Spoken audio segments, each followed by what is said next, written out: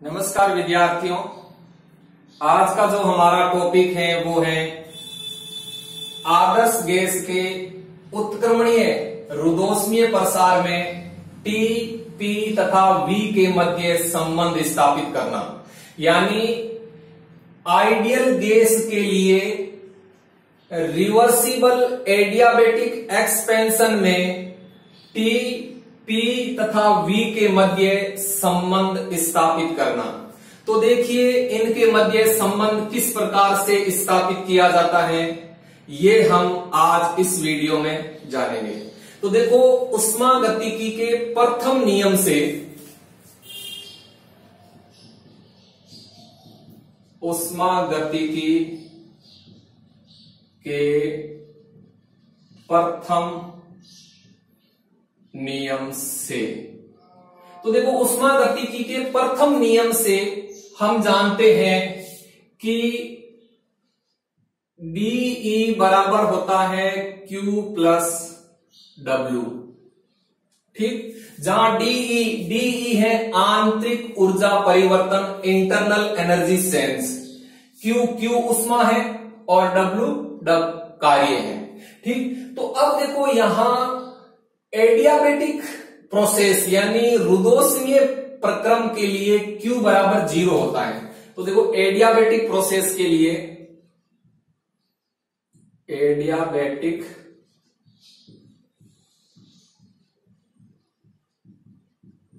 Process के लिए Q बराबर 0 होता है। अतः समीकरण 1 में Q का मान रखने पर, यानी dE बराबर होता है Q प्लस W और Q बराबर 0 होता है। यहां Q बराबर 0 क्यों होता है? क्योंकि देखो यहां उत्क्रमणीय रुद्धोष्मीय प्रसार है और एडियाबेटिक प्रोसेस में क्या होता है, सिस्टम एवं सराउंडिंग्स के मध्य ऊष्मा का आदान प्रदान नहीं होता है। अर्थात रुद्धोष्मीय प्रक्रम के लिए, एडियाबेटिक प्रोसेस के लिए Q बराबर 0 होता है। तो यहां Q का मान 0 हो गया, तो यहां देखो क्या हो गया, समीकरण 1 से dE बराबर हो गया W, समीकरण नंबर 2। ठीक, अब देखो इससे आगे क्या करना है, हम जानते हैं कि देखो हम क्या जानते हैं, हम ये जानते हैं कि dE बराबर क्या होता है, dE बराबर होता है CV dt, जहां CV है स्थिर आयतन पर ऊष्माधारिता और W बराबर होता है -P dV। ठीक, तो इसको समीकरण नंबर 3 और इसको समीकरण नंबर 4 मान लेते हैं। अब देखो हम क्या करते हैं, समीकरण 3 व 4 से मान समीकरण 2 में रखने पर, तो समीकरण 3 व 4 से मान समीकरण 2 में रखने पर, समीकरण 2 में रखने पर, तो देखो समीकरण 3 व 4 से मान है वो समीकरण 2 में रखते हैं। तो देखो जब समीकरण में 2 में रखते हैं तब क्या आ जाता है, देखो dE बराबर CV dt, तो यहां आ जाता है CV dt बराबर क्या हो जाएगा, W बराबर -P dV, तो यहां हो जाता है -P dV। ये समीकरण नंबर हो गया 5। ठीक, अब इसे आगे देखो,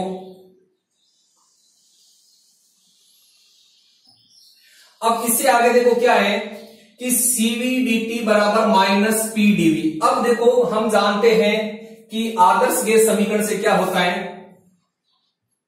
आदर्श गैस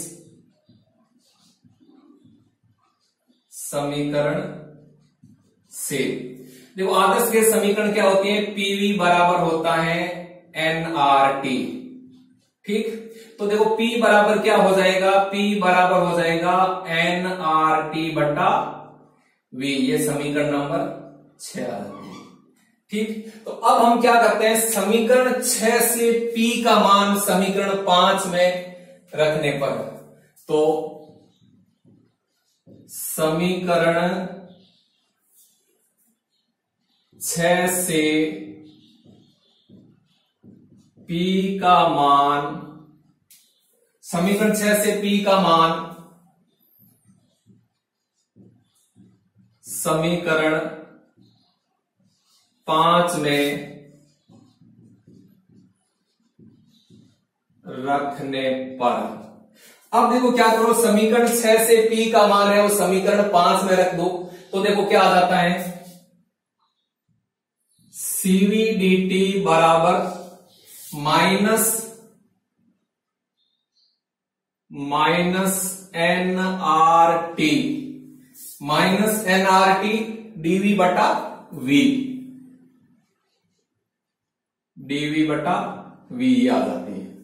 ठीक, अब देखो हम इस समीकरण को थोड़ा सरल कर देते हैं, तो इसको सरल करने के लिए क्या करते हैं हम, देखो t को पक्षांतर इधर ले आते हैं, तो ये आ जाता है CV dt बटा t, यानी इस t को इधर ले आए तो इधर बराबर क्या हो जाता है, माइनस nR dV बटा V। ठीक, अब देखो यदि n बराबर 1 हो तो n यहां क्या है, n है गैस के मोलों की संख्या, तो गैस के मोलों की संख्या यदि 1 हो तो n बराबर 1 हो तो इस n का मान यहां रख दो, 1 हो तो यहां क्या आ जाता है, CV dt बटा t बराबर माइनस R dV बटा V, ये आ जाता है। अब हम क्या करते हैं, इस समीकरण का समाकलन कर देते हैं, तो उपरोक्त समीकरण का समाकलन करने पर, यानी इस समीकरण जब समाकलन कर देते हैं तब क्या हो जाता है, देखो अब CV तो एक स्थिरांक है, यानी स्थिर आयतन पर उष्माधारिता, तो ये इसका समाकलन लेंगे तब आ जाता है CV समाकलन T1 से T2 dt बटा T बराबर क्या आ जाता है, देखो R एक स्थिरांक है, तो माइनस R समाकलन V1 से V2 dV बटा V। ठीक, अब देखो हम इसको क्या करते हैं, सरल कर देते हैं, जब इसको सरल करेंगे तब क्या आता है, देखो तब इसका आ जाता है CV ln T2 बटा T1 बराबर क्या आ जाता है, देखो बराबर माइनस R ln V2 बटा V1, ये आ जाता है। ठीक, अब देखो हम क्या करते हैं, CV को पक्षांतरण करके इधर ले जाते हैं, तब अपना आ जाता है, देखो ln T2 बटा T1 बराबर क्या आ जाता है, माइनस R बटा CV ln V2 बटा V1, ये आ जाता है। ठीक, यानी यहां हमने क्या किया है, इस CV को यहां से पक्षांतरण करके इस पक्ष में ले आए, तो R बटा CV हो गया। ठीक, ln V2 बटा V1। अब इससे आगे देखो क्या आएगा,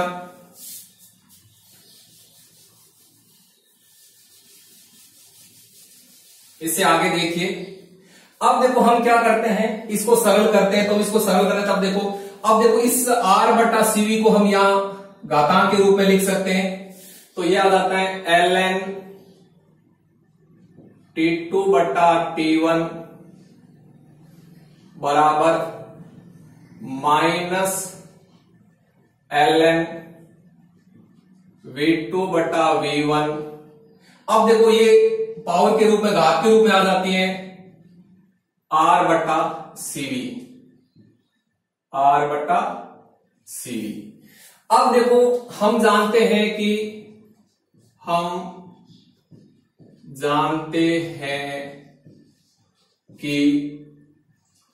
R बराबर क्या होता है, CP माइनस CV होता है। ठीक, तो R बराबर CP माइनस CV होता है। तो अब हम क्या करें, इस R का मान यहां रख देते हैं, अतः तो अब देखो क्या आ जाएगा, ln T2 बटा T1, T2 बटा T1 बराबर माइनस ln V2 बटा V1। अब देखो R बटा CV, R की जगह CP माइनस CV कर देंगे, तो CP माइनस CV बटा CV। जहां देखो CP है स्थिर दाब पर उष्माधारिता और CV है स्थिर आयतन पर उष्माधारिता। अब देखो हम इसको सरल करते हैं, तब क्या आएगा, देखो अब हम इसको सरल कर देते हैं तो ये आ जाता है ln T2 बटा T1 बराबर माइनस ln V2 बटा V1। अब देखो यहां क्या आ जाता है, CP बटा CV, CP बटा CV माइनस 1 की CV बटा CV बराबर 1 आता है, तो ये आ गया। अब देखो हम जानते हैं कि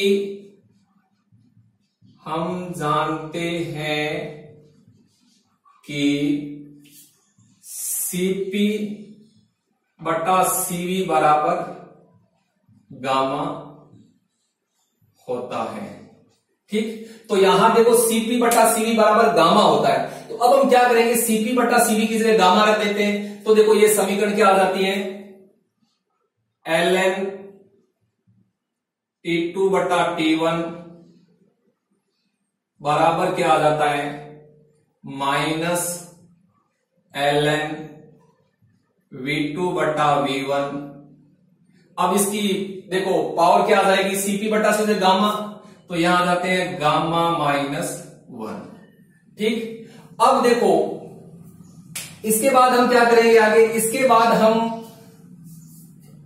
इसको सरल कर देते हैं। तब इसको सरल करेंगे तब क्या आ जाता है, देखो या हम इस माइनस को प्लस कर देते हैं, तो जब इस माइनस को प्लस करेंगे तब क्या आ जाता है, देखो तो ये आ जाता है ln T2 बटा T1 बराबर, अब देखो हम यहां क्या करेंगे, इस माइनस को प्लस कर देते हैं, तो ये क्या हो जाता है ln, यहां आ जाएगा V1 बटा V2 और ये आ जाएगी गामा माइनस 1। ठीक, अब इसे आगे देखो,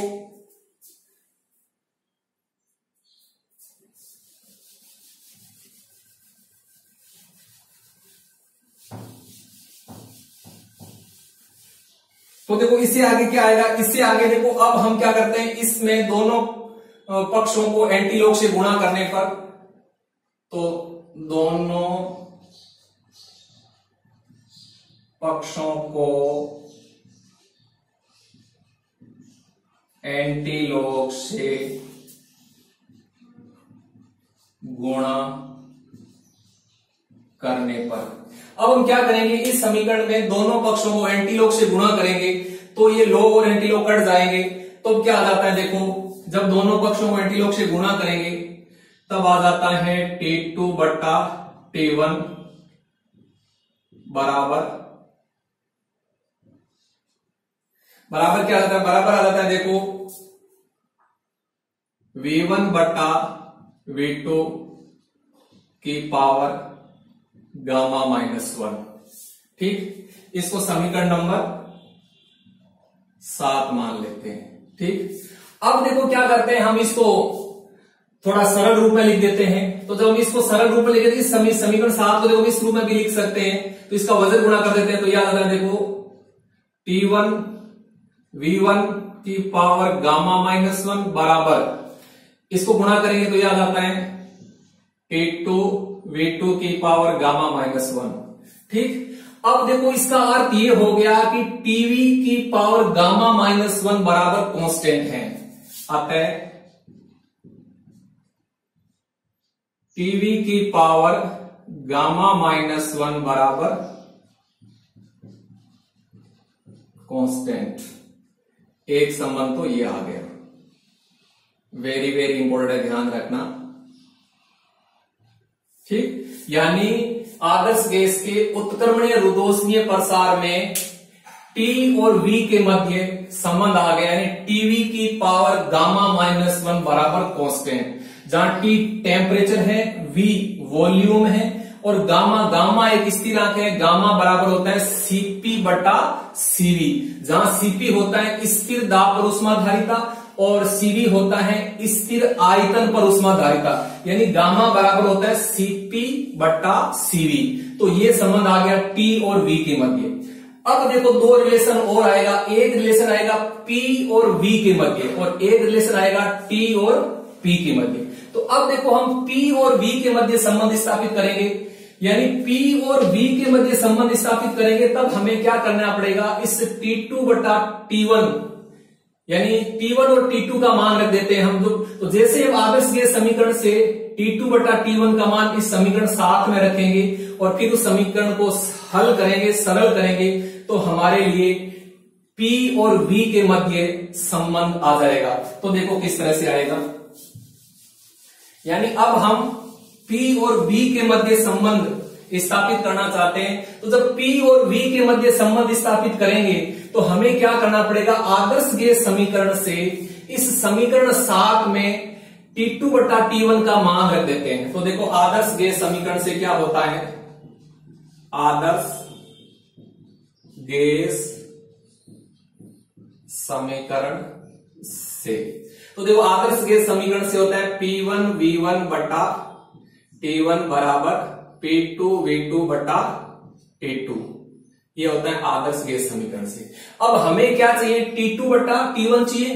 तो देखो T2 बटा T1 बराबर क्या आ जाएगा, यानी T2 बटा T1 बराबर आ जाएगा P2 V2 बटा P1 V1। इसको समीकरण नंबर 8 मान लेते हैं। तो अब देखो समीकरण 8 से T2 बटा T1 का मान समीकरण 7 में रखकर सरल करेंगे तो P और V के मध्य संबंध आ जाएगा। तो देखो समीकरण 8 से T2 बटा T1 का मान समीकरण 7 में रखने पर, अब देखो समीकरण 7 में जब मान रखेंगे तब क्या आ जाएगा, देखो तब हमारा संबंध क्या आ जाएगा, हमारा संबंध ये आ जाएगा T2 बटा T1 की जगह हम रख देते हैं, देखो ये P2 V2 बटा P1 V1 बराबर ये आ जाएगा V1 बटा V2 की पावर गामा -1 आ गया। ठीक, अब देखो हम इसको सरल कर देते हैं।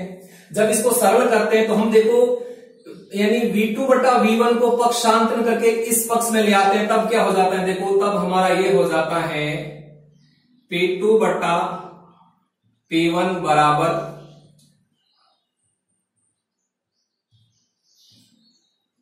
V1 बटा V2 की पावर गामा -1 गुणा, अब ये इधर आ जाता है पक्षांतर करके, तो ये आ जाता है जैसे पक्षांतर करके V2 बटा V1 को हम इस राइट हैंड साइड से लेफ्ट हैंड साइड में लाएंगे, लेफ्ट हैंड साइड से राइट हैंड साइड में लाएंगे, यानी बाएं पक्ष से दाएं पक्ष में लाएंगे, यानी V2 बटा V1 इधर अपना बाएं पक्ष में है, यानी लेफ्ट हैंड साइड में, तो इसको लेफ्ट हैंड साइड से जब राइट हैंड साइड में लाएंगे तो ये हो जाएगा आपका V1 बटा V2, ये हो जाएगा। ठीक, अब देखो इसको सरल करते हैं तो ये अपना आ जाता है P2 बटा P1 बराबर, अब देखो इसकी पावर गामा -1 इसकी पावर 1 है, तो जब दोनों के आधार सेम हो तो उनकी जो घातांक आपस में जुड़ जाती हैं, यानी गामा -1 + 1 जब जोड़ेंगे तो ये अपना आ जाता है V1 बटा V2 की पावर गामा आ जाती है।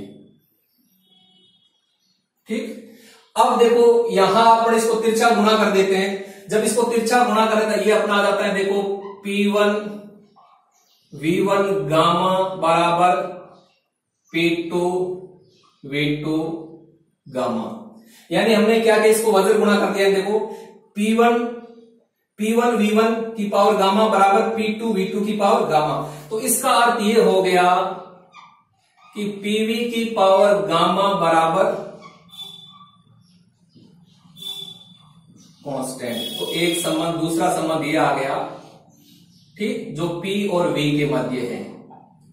ठीक है, यानी PV की पावर गामा बराबर कांस्टेंट। और एक संबंध पहले आ चुका है T और V के मध्य, ये P और V के मध्य। अब देखो जो तीसरा रिलेशन आएगा वो आएगा T और P के मध्य। तो जब हम T और P के मध्य मान रखेंगे, सॉरी, हम T और P के मध्य संबंध स्थापित करना चाहेंगे तो हम आदर्श के समीकरण से क्या करेंगे, V1 बटा V2 का मान समीकरण 7 में रख देंगे। तो ये हमारे पास में दो संबंध अब तक आ चुके हैं, एक तो टीवी की पावर गामा -1 बराबर कांस्टेंट, और दूसरा रिलेशन आ चुका है पीवी की पावर गामा बराबर कांस्टेंट। अब देखो तीसरा रिलेशन क्या आएगा, तीसरा आएगा टी और पी के मध्य। तो देखो थर्ड रिलेशन,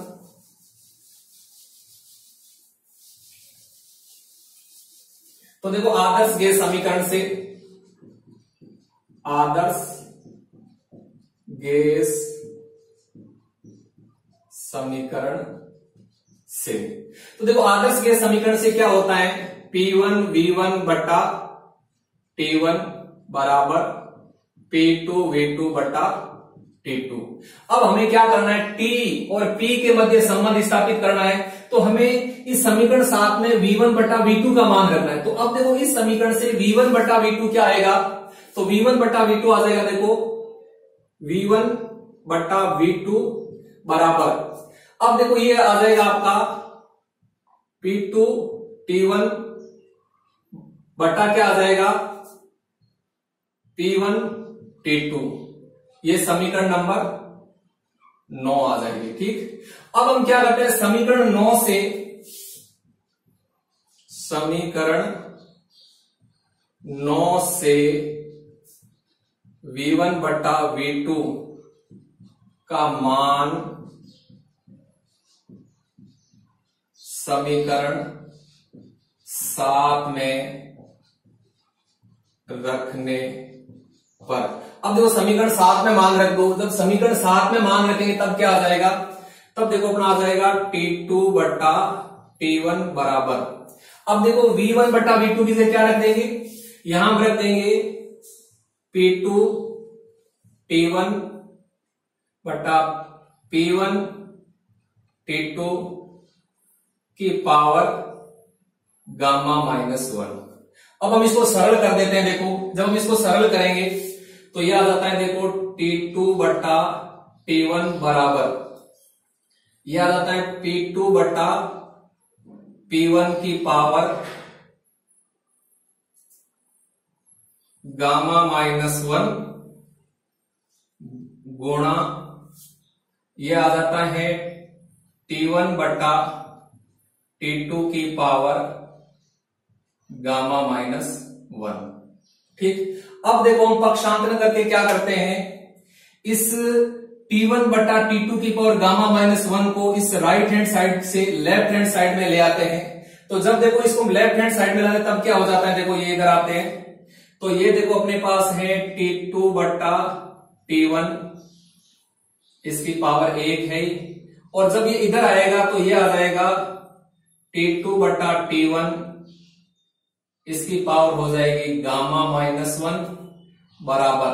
ठीक, यानी इसको पक्षांतरण करके हम इस राइट हैंड साइड से लेफ्ट हैंड साइड में ले आए और इधर अपना हो जाएगा P2 बटा P1 की पावर गामा -1। ठीक, अब देखो हम इसको आगे सरल कर देते हैं। ठीक। तो जब हम इसको सरल करें तब क्या आएगा, देखो जब इसको सरल कर देते हैं तो अब देखो आधार सेम है, तो ये जब आधार सेम है तो इनके घातांक आपस में जुड़ जाएगा, यानी गामा -1 + 1 तो यहां इधर आ जाता है, देखो T2 बटा T1 की पावर गामा बराबर इधर अपना आ जाता है, देखो P2 बटा P1 की पावर गामा -1। ठीक।